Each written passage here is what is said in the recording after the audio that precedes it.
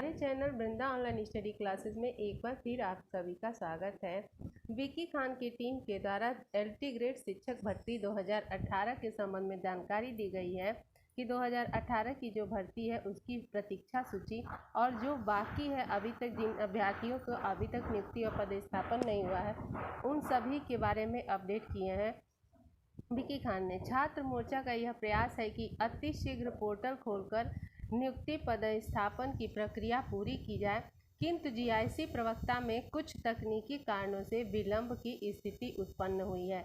तो जो तकनीकी कारण है उसके कारण जो प्रवक्ता की भर्ती में अभी तक नियुक्ति नहीं मिल पाया है, विलंब की स्थिति उत्पन्न हुई है, जिसकी वजह से प्रतियोगी मोर्चा ने यह निर्णय लिया है कि एलटी-जीआईसी 2018 के द्वितीय सूची में चयनित समस्त अभ्यर्थियों को होकर नियुक्ति पदस्थापन शीघ्र की जाए प्राथमिकता में रखा है। प्रतियोगी मोर्चा छात्र का यह मानना है कि जीआईसी प्रवक्ता के कारण एलटी-जीआईसी के द्वितीय सूची में चयनित अभ्यर्थियों की नियुक्ति को रोका जाना तर्कसंगत नहीं है। तो इनका यह कहना है कि जीआईसी प्रवक्ता की जो तकनीकी प्रॉब्लम के कारण नियुक्ति नहीं हो रही, उसके कारण जो एलटी-जीआईसी में जो सहायक अध्यापकों की नियुक्ति की द्वितीय सूची चयनितों की है उनकी नियुक्ति को न रोका जाए, क्योंकि इसमें पहले ही अनावश्यक विलंब हो चुका है।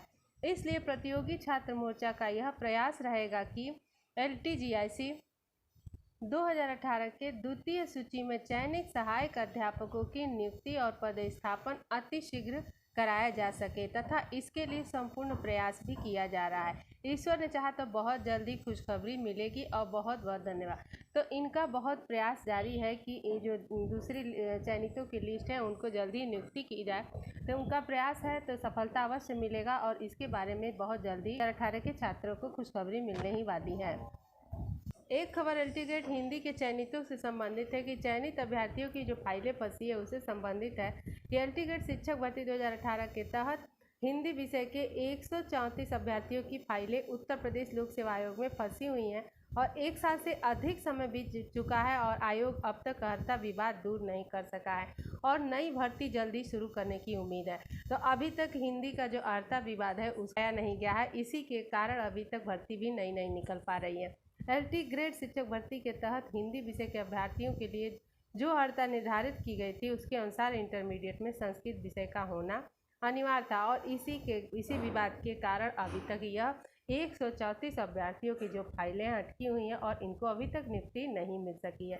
तो इसके बारे में कोर्ट में चल रहा है मुकदमा, जिसका कुछ दिनों के अंदर ही फैसला होने वाला है। का विवाद दूर होता है तैसे ही आपको एलटी ग्रेड की जो नई भर्ती है देखने को तुरंत मिलेगी।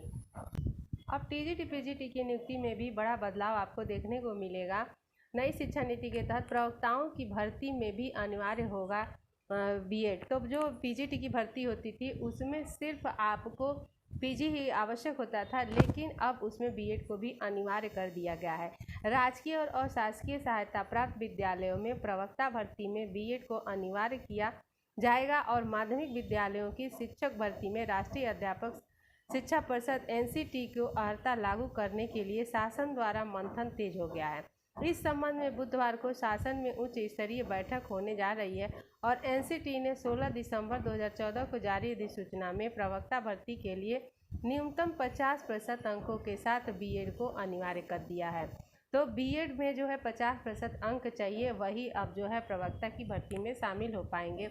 केंद्रीय विद्यालयों में भी पीजीटी प्रवक्ता भर्ती में बीएड अर्हता अनिवार्य है, लेकिन एनसीटी की अधिसूचना जारी होने के तकरीबन 8 साल बाद भी यूपी में उत्तर प्रदेश में लोक सेवा आयोग की ओर से की जाने वाली राजकीय विद्यालयों की प्रवक्ता भर्ती और उत्तर प्रदेश माध्यमिक शिक्षा सेवा चयन बोर्ड की ओर से सहायता प्राप्त माध्यमिक विद्यालयों में प्रवक्ता पीजीटी भर्ती में बीएड की अनिवार्यता नहीं है। इसके लिए दोनों भर्तियों के नियमावली में संशोधन किया जा रहा है। तो अब नियमावली में संशोधन हो रहा है और अभी तक प्रवक्ता भर्ती में बीएड को अनिवार्य नहीं किया गया था, क्योंकि केवीएस वगैरह की जो भर्ती आती है उसमें बीएड अनिवार्य रहता है। तो अब इसमें बहुत बड़ा बदलाव आपको देखने को मिलेगा।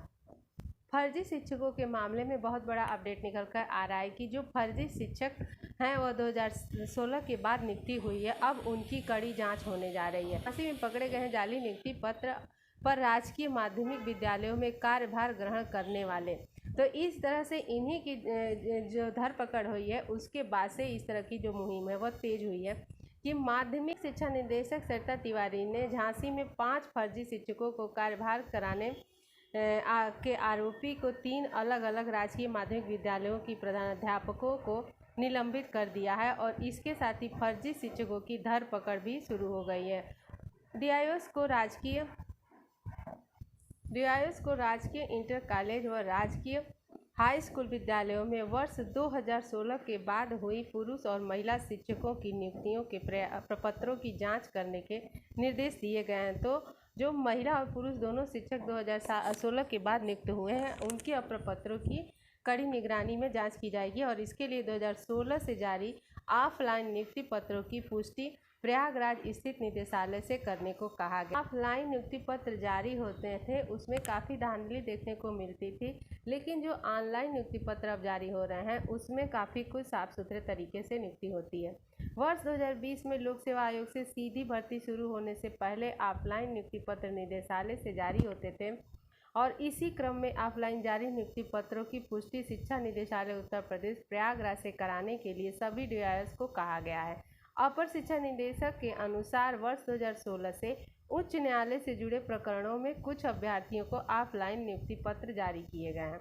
इसके साथ ही सामान्य चयन के माध्यम से भी प्रवक्ता पदों पर नियुक्ति पत्र जारी किए गए हैं और ऐसे सभी नियुक्ति पत्रों की पुष्टि करने को कहा गया है और साथ ही ऑफलाइन नियुक्तियों का ब्यौरा भी निर्धारित प्रपत्र पर निदेशालय को भेजने को कहा गया है। तब इस तरह से कड़ी निगरानी में यह जांच होने वाली है और उस जांच में देखिए कितने फर्जी शिक्षक पकड़े जाते हैं।